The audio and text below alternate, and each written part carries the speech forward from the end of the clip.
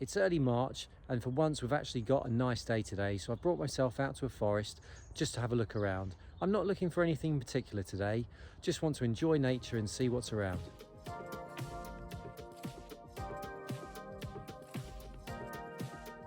The floor is littered with foxglove here. Remember, this one is poisonous, so don't try and give it a nibble.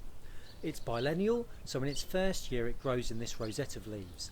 In its second year it throws up a flower stem, and you see the really distinctive bell-shaped flowers that come in shades of pink, purple and white. This spot will be looking lovely in a few weeks. Hoof fungus is what we have here, or tinder bracket as it's also known. Like many other mushrooms, it's got a few uses. You can make a tea out of it. It's got similar properties to the birch polypore, which I actually covered in another video. I've never actually tried making a tinder out of it myself, but I think I will do very soon. I will report back.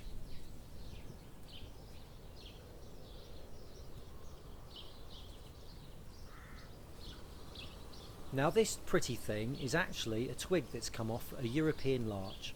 These pink cones are called larch roses. They really give off a nice bit of colour. These brown cones are what these roses turn into once pollinated. Now this jelly fungus is actually one that I don't recognise and don't feel confident in actually giving an ID to. It doesn't look like witch's butter, which is what I'm familiar with. If you do have any ideas, pop a comment below and let me know. It looks like we've got a turkey tail lookalike here. I think it's a purplepore bracket. It's got the green algae tinge and it's quite woolly. It's also quite old and brown underneath. This little one is wood sage. Unfortunately, it doesn't smell or taste anything like sage we know as a herb, but it will come up with some pretty flowers later in the year.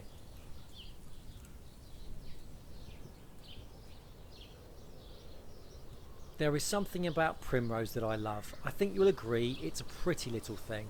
One of the first signs of spring in the forest. This one isn't cultivated like the multicoloured ones we do see in the garden centres. Now this was one of the first trees that I was able to identify other than the big ones like oaks and beeches. It's a hawthorn, part of the rosaceae family. These spines are a bit of a giveaway.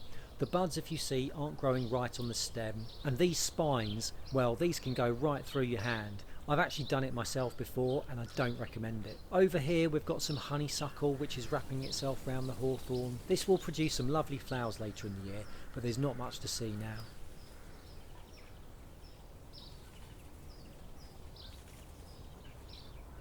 Not the best time of year for it, but we've got some birch polypore over here.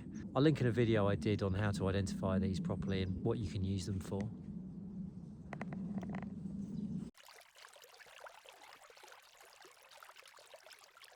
We've got some lesser celandine here with these shiny heart-shaped leaves. It's part of the buttercup family. The yellow flowers it throws up are really quite pretty. Now I'm no expert in this, but this looks to me like it could be frog spawn.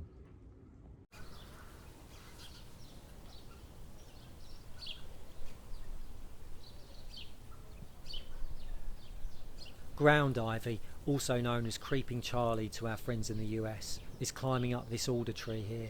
The smell is really quite distinctive when you crush it. I did do a video on this one last year, which I'll link above. A lot of turkey tails just caught my eye from the distance. Look at these, they're really beautiful. I'll link in a video on how to identify turkey tails in 7 steps if you're interested. I also made a video on the medicinal uses of this amazing mushroom. It's one that I'm totally fascinated with. Over here we've got a beech tree bud. In a short time these leaves are going to start popping through. The leaves are actually edible. You can try having a munch on them. They're not that flavoursome, but I do like having a munch when I'm out and about at times.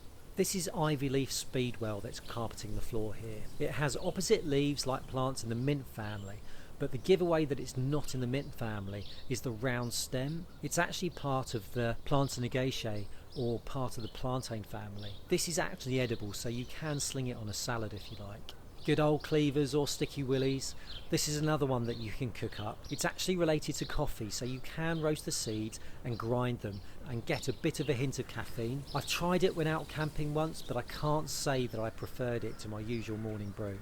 Hazel has both male and female reproductive parts. These long dangly ones are the males, and the buds with the red bits coming out of them are the females. I was once told that they look like little aliens bursting out, which I can totally see. Personally love the pink colour which comes out of these. Here we have some wood avens. You can recognise them by this rosette of leaves. The leaves themselves look a bit like strawberry leaves.